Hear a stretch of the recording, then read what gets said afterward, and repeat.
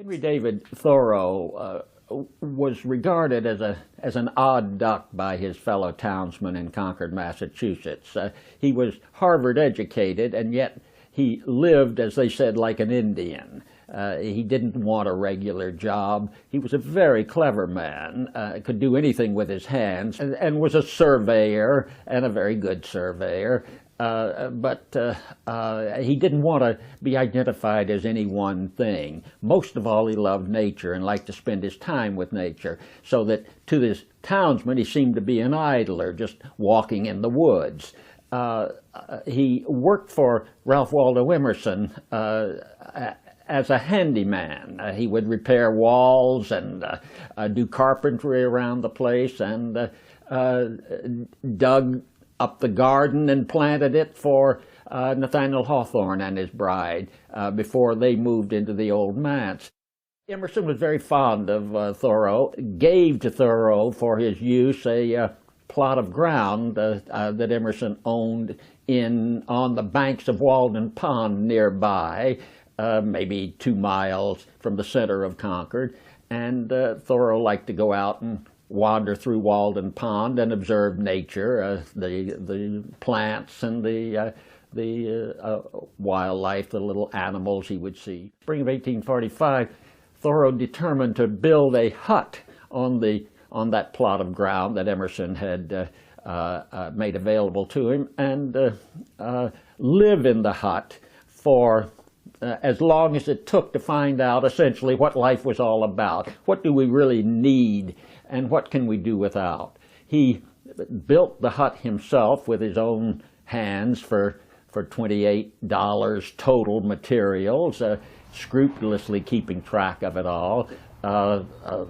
cutting down the trees, purchasing a rundown shack so that he could use the timber from it, and he put the hut up, and by July he was moving into it. He lived in this one-room hut with a fireplace, a cot, one chair, a desk, and that's about it. And he lived there for 2 years, 2 months, and 2 days from July 1845 to September 1847.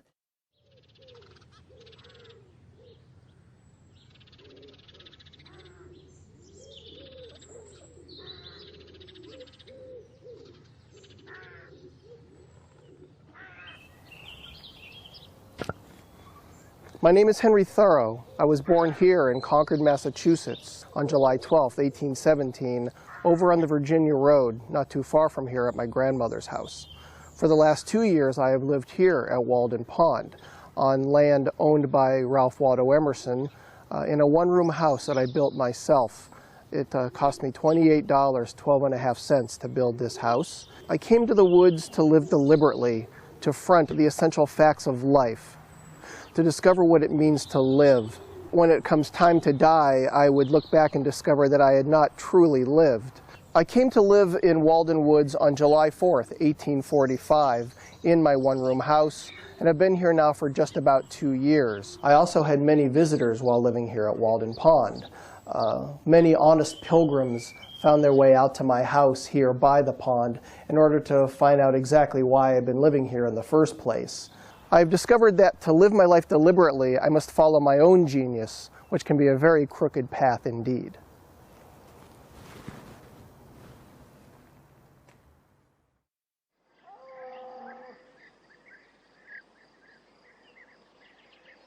While living at Walden Pond, I read books. In the afternoon, I would bathe my intellect in the Bhagavad Gita, the greatest of the world's scriptures. I would also read the Iliad, and I read several inconsequential books of travel. What did I eat while living at Walden Pond? Well, I grew crops. My first 2 summers, I grew beans. My first summer, I had 2.5 acres.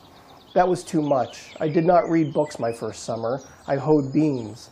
I estimate that if I took all of my bean plants and laid them end to end, I would have had about 7.5 miles of beans. I also grew some Indian corn, which did not amount to much. some peas and potatoes and turnips as well. My second summer, I had about 1/3 of an acre of the same. Beans, Indian corn, peas, potatoes, but also some melons and tomatoes as well. Whatever I could not grow myself, such as rice or molasses, I was obliged to walk into the village and purchase.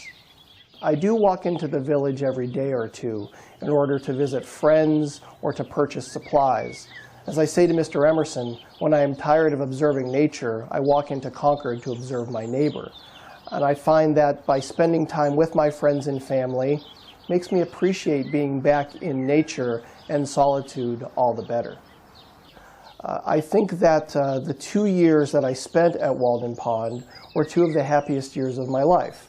And I sometimes regret having ever left and wonder why I left in the first place. I find it dissipating to be in the world of men, to be around people too much. I love solitude more than I like society. I prefer to be alone. And to be in Mr. Emerson's house in the midst of the village, I find is to be too much in the world of men. I prefer to be in the world of nature.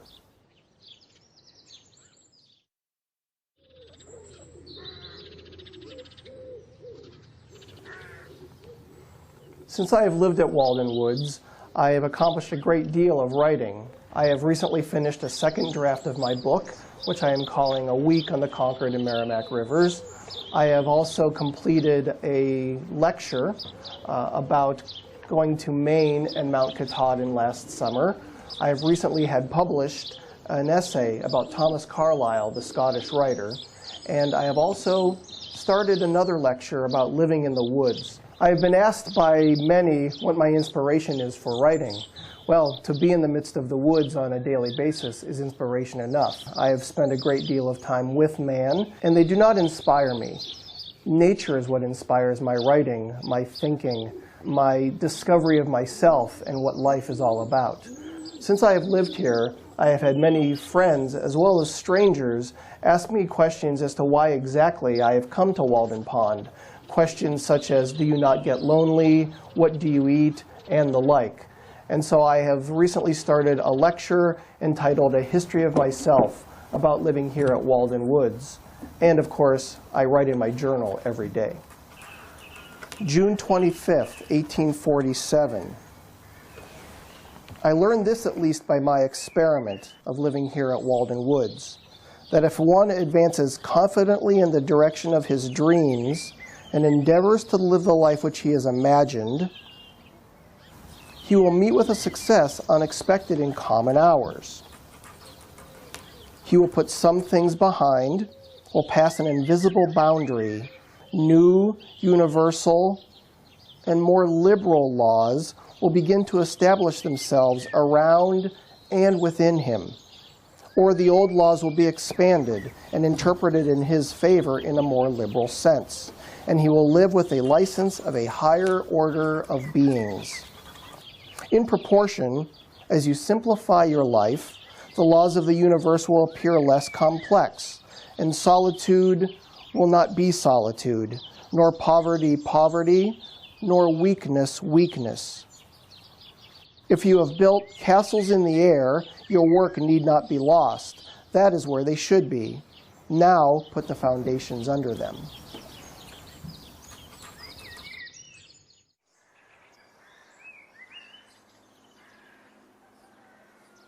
I was born to be a pantheist. I worship Pan and Aurora as much as any other heathen deity, and I find God not only within me, but without me as well. In fact, my occupation is to find God in nature, to seek Him out of all of His lurking places, both great and small. Heaven is under our feet as well as over our heads. To be in the midst of nature is to be in the midst of God. Nature is just God with His clothes on. Now, I trust that some may be near and dear to Buddha or Christ or Swedenborg as any other deity. And I think that it is not necessary to be Christian to appreciate the life of Christ and the beauty of His words. Indeed, whether you call it Krishna or Christ, Buddha, the Great Spirit as the Indians call it, the oversoul, as Mr. Emerson says. In my mind, it is all one and the same. God is all around us, and to be in the midst of nature is to be aware how great and how personal God really is with all of us.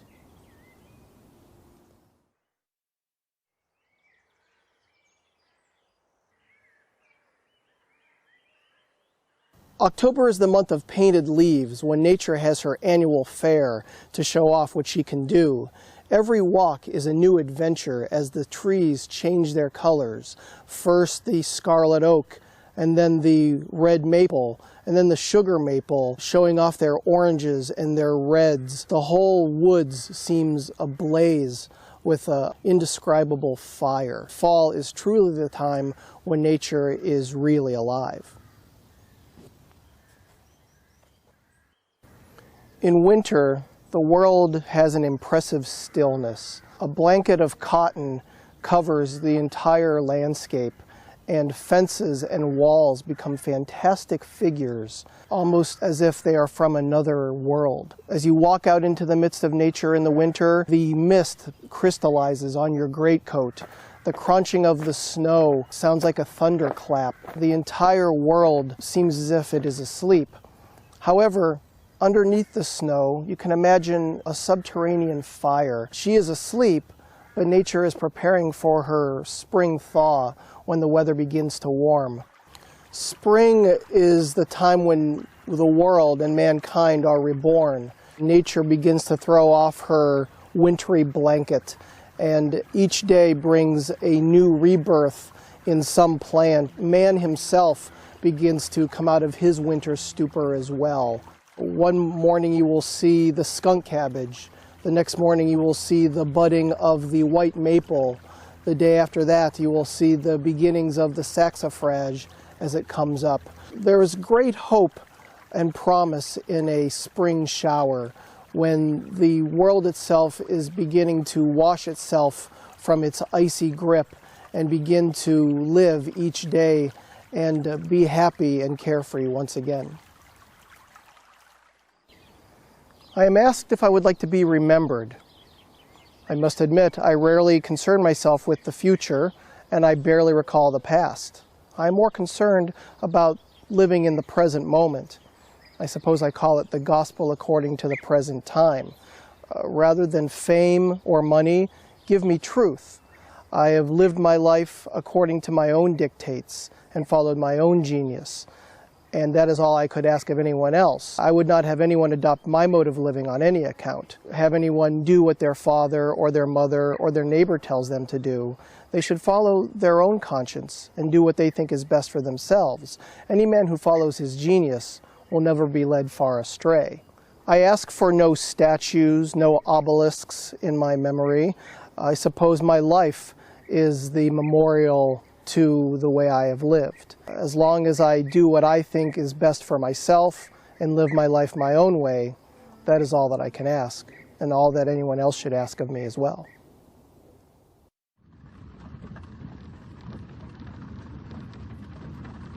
Over 300,000 visitors come to Concord, Massachusetts every year. Few at most ever experience Walden in the wintertime. Thoreau found beauty in nature that today's world simply experiences as an afterthought. Remarkably, Henry David Thoreau's writings and life can lay claim as inspiration for artists, writers, and politicians. So let's discover this winter wonderland in the footsteps of Henry David Thoreau.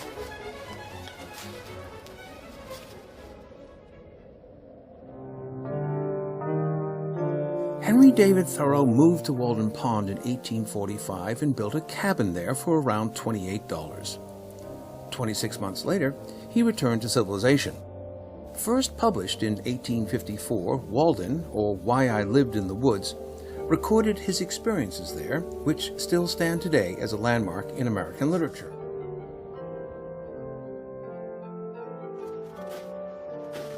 He kept a journal to record his experiences. He kept it very meticulously, in fact.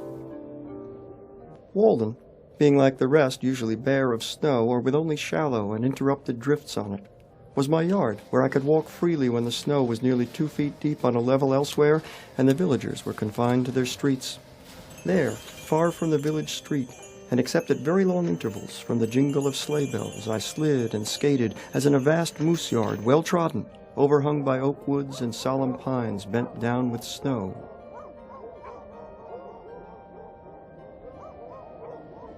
When the ponds were firmly frozen, they afforded not only new and shorter routes to many points, but new views from their surfaces of the familiar landscape around them. The first thing each morning that Thoreau undertook was to take his axe and a pail and go in search of water. He would reach this water by cutting through snow if it was there, or usually a foot of ice, and kneel and then drink the water or catch some in his pail.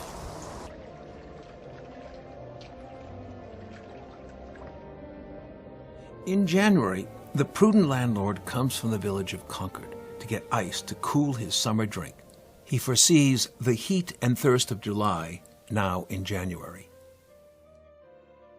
Walden Pond, surveyed and measured by Thoreau, offered easy access for cutting, storing, and selling ice blocks profitably worldwide. For 16 days in the winter of '46, 100 Irishmen with Yankee overseers came from Cambridge to get out the ice. They divided the ice into cakes, sledded it to shore, stacked and placed evenly side by side. They wanted the pond to yield approximately 1,000 tons, about 1 acre each day. They would stand these stacks 35 feet tall, cover them with hay and boards, and though a large percentage was hauled away for profit, the remaining ice was not quite melted until September of 1847. The Lincoln Hills rose up around me at the extremity of a snowy plain in which I did not remember to have stood before, and the fishermen, at an indeterminable distance over the ice, moving slowly about with their wolfish dogs, passed for sealers or Eskimo, or in misty weather looked like fabulous creatures, and I did not know whether they were giants or pygmies. Thoreau, like many of the fishermen on occasion, was able to get bait from worms that he got through the rotten logs or axing through the bark. And then he would fish for perch. And as he said, the perch would swallow the grub worm, the pickerel would swallow the perch, and the fisherman swallow the pickerel. A perfect continuous cycle. After a still winter's night, I awoke with the impression that some question had been sent to me. As to how, when, where, I'm not certain. The Boston-Fitchburg train tracks right next to his cabin, and with many visitors from Concord, Thoreau did not live quite a life of solitude as most people believe.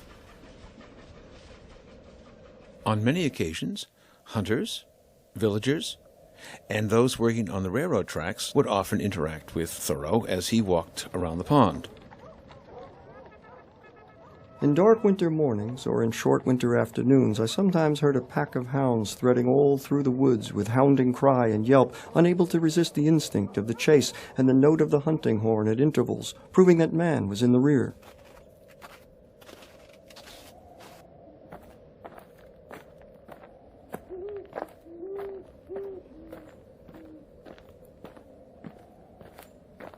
For sounds in winter nights, and often in winter days, I heard the forlorn but melodious note of a hooting owl indefinitely far. Such a sound as the frozen earth would yield if struck with a suitable plectrum, the very lingua vernacula of Walden Wood, and quite familiar to me at last, though I never saw the bird while it was making it. One day a man came to my hut from Lexington to inquire after his hound that had made a large track and had been hunting for a week by himself.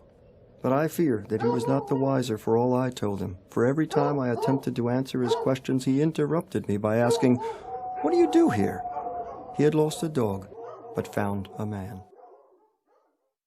Perhaps what moves us in winter is some reminiscence of far-off summer.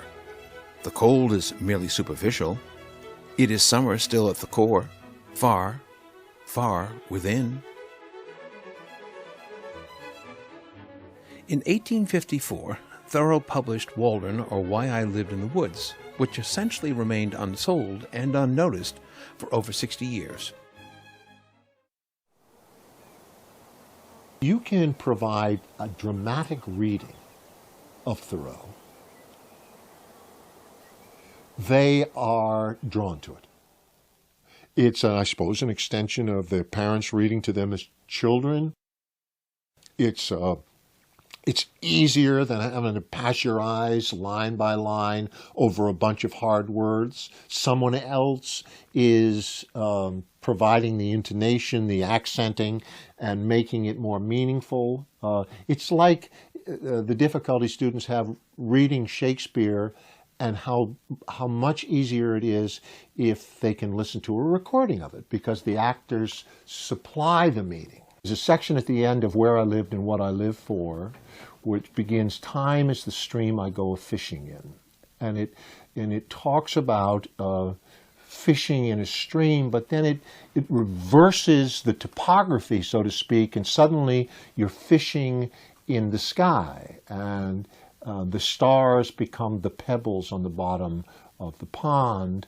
And if I understand what Thoreau's trying to do there, is shifting from a very physical world to a far more spiritual one. And he talks about the intellect being cleaver, when we cut into the heart of things. And so we all lie down on the ground, and we all look up, and they have to think about the sky and the stream. So that's a dramatic thing. And they come back, and they tell their friends, "You won't believe what he did today.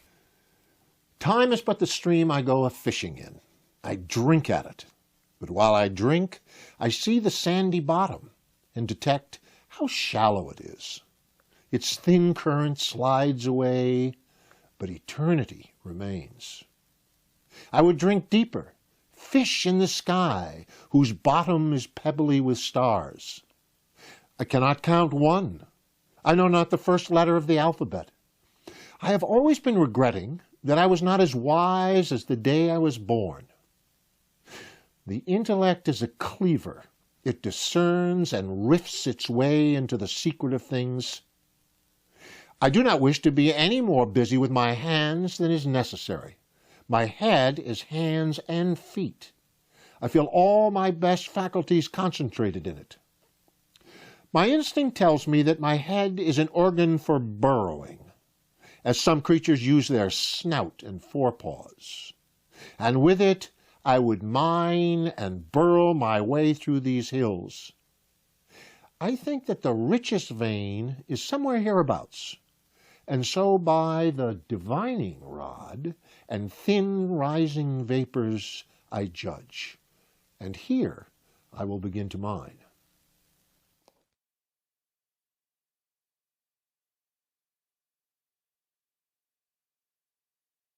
Live deliberately. He uses, obviously, very carefully when he's talking about what his purpose is. The word itself suggests a freedom that he obviously aspires to confront the essential facts. What are the essential facts? Merely essentials or necessities. We've gone way beyond that, and so it's harder for them to limit themselves to the essential facts. They can understand what the essential facts are, but to limit themselves to it is a hard task, and there's a moral factor in it as well. He's preachy.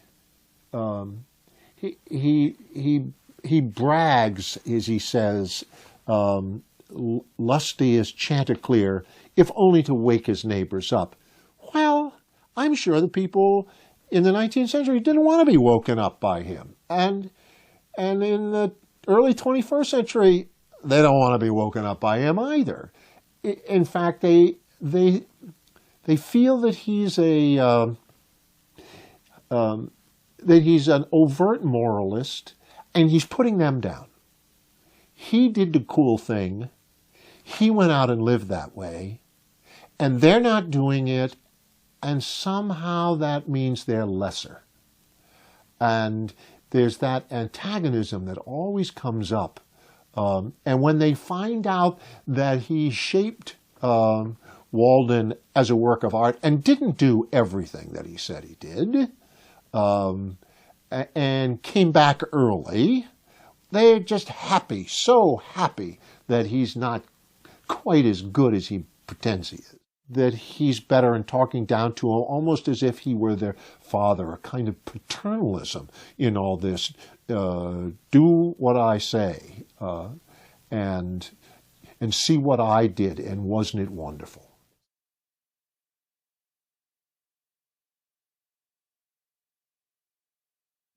He's a man of considerable principle, and there are a lot of young people are young people of principle. So it isn't the fact that they are unprincipled, it's the fact that their principles are different from his. And I think a lot of it has to do with exposure. They've never been exposed to anything that's as stark and austere. The kind of nature that is represented by Walden Pond in the middle of the 19th century is so foreign to them that it's hard to get them beyond simply dismissing it. And it is particularly hard to get them beyond dismissing the kinds of simplify that Thoreau stood for and wrote so much about in Walden. So I find it very hard for them to come to take him seriously. It is an exercise. They're dutiful. They'll read what you tell them to read. They're smart. They'll understand up to a point. But as far as any kind of emotional connection between Thoreau and themselves, or what Thoreau did and themselves, they think it's silly, I'm trying to think of the words they use, foolish, even stupid. So it's a battle, and the only way that I ever am able to reach them is to put it in the context of a kind of Green Party message.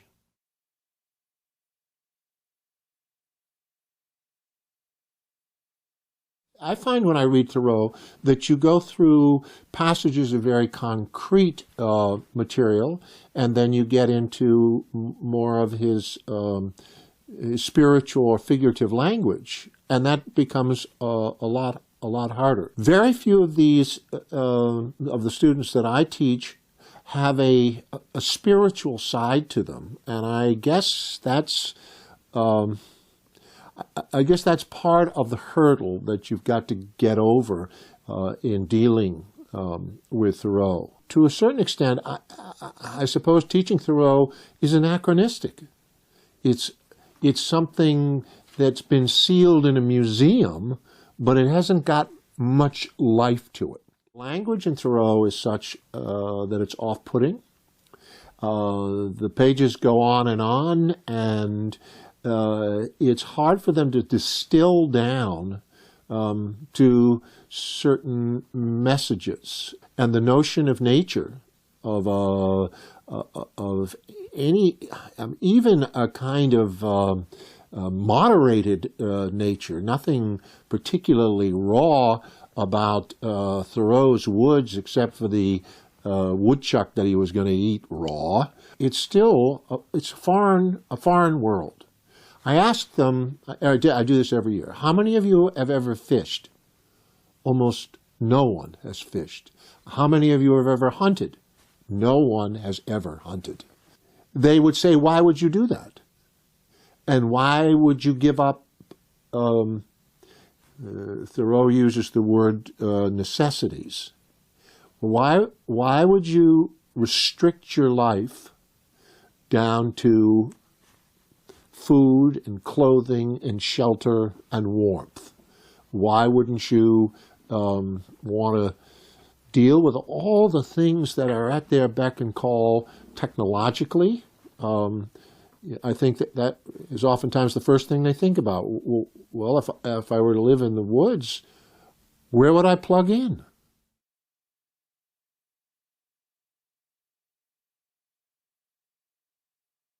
Even though they resist it, students can understand the value of cleansing oneself, of simplifying one's life. They don't necessarily embrace it, but they can intellectually understand it. So I take kids on a field trip. By a field trip, I mean I take them outside. And the school where I teach is marvelously rural in its appearance. Go outside the gates and it's suburbia, but it has a rural sense, a woods sense to it.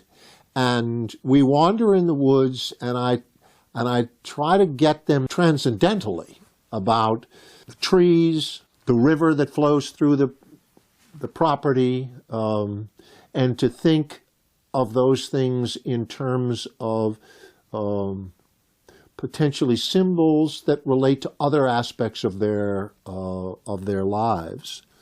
And I think they enjoy that.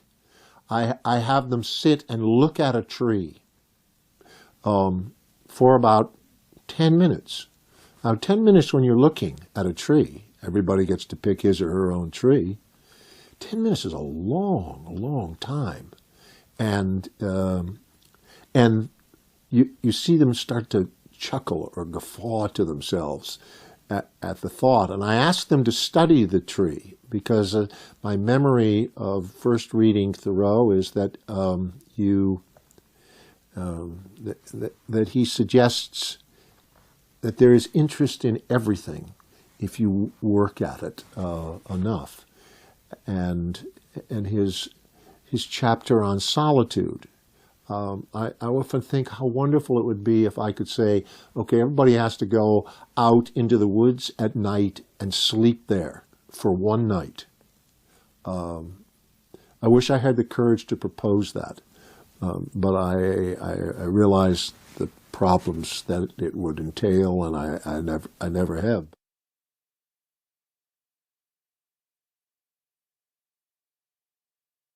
Symbolism as a concept.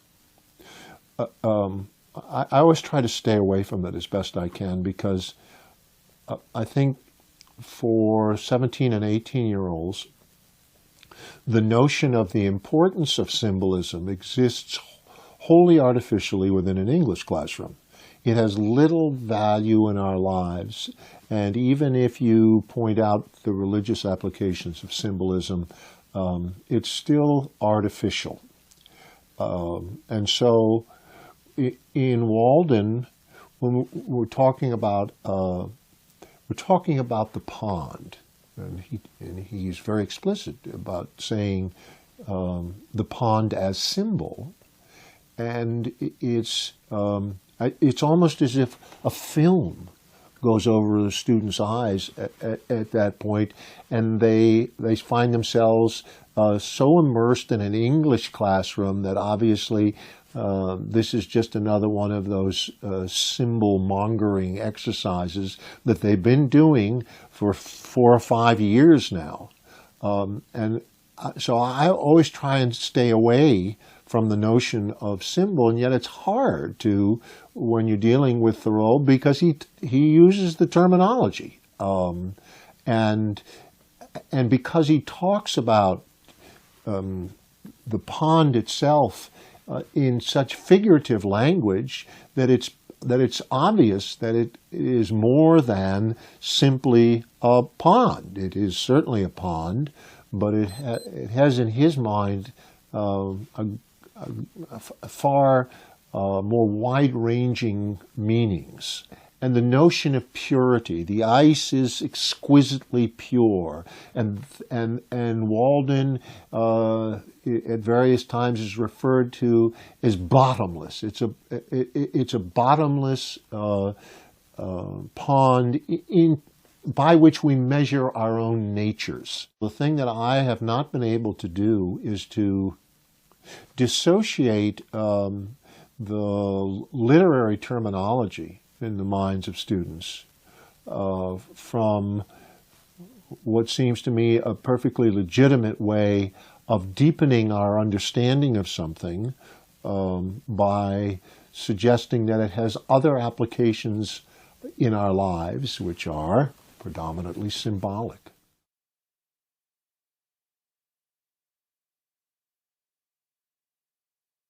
I think of teaching as performance, and the performance aspect of it is such that they might remember something of it in the years ahead because you punctuated it. There's a saying that in teaching you dot your I's with pumpkins, and I always try to dot my I's with pumpkins. In other words, make it big and bold in order to compete with all that other stuff that is going on in their world. Thoreau had a peculiarity of wanting to look at the landscape through his own legs, because it changed the norms of perspective, because it changed what one expects to see. And so that's something I always do. I take them out and make them do that as a way of suggesting that this is the change that Thoreau was looking for in people so that they could see the world in a slightly different way. And all those words that he packs into his books are all designed to do that.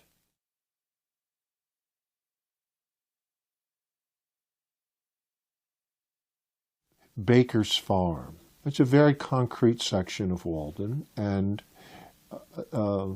they can understand that chapter as if it happened today, and the difficulty that a farmer today might have. And I don't think any of them would wish to be farmers. On the other hand, they are unable to see the analogy between the work that a farmer in Concord might do in the 1850s and a guy working on Wall Street might do making cold calls for 15 hours a day, trying to move up in some hierarchy. That analogy is something that I think even intellectually they're not prepared to do. These are high school students, so they don't really know the world they're about to get into. 10, 15, 20 years from now, you hope that some of what has been kind of inculcated early bears some fruit. And I know it does from the responses I get from students who come back and have read it in the past with similar attitudes, and yet, you know, they will say, "Gee, I see what you mean," and I do believe that happens, and I feel that what my job is to try to make it big and dramatic, so that amongst all the other events competing for their consciousness, they will remember this, if only because Baker did something silly, or Baker did something dramatic, or you should have seen what Baker did today.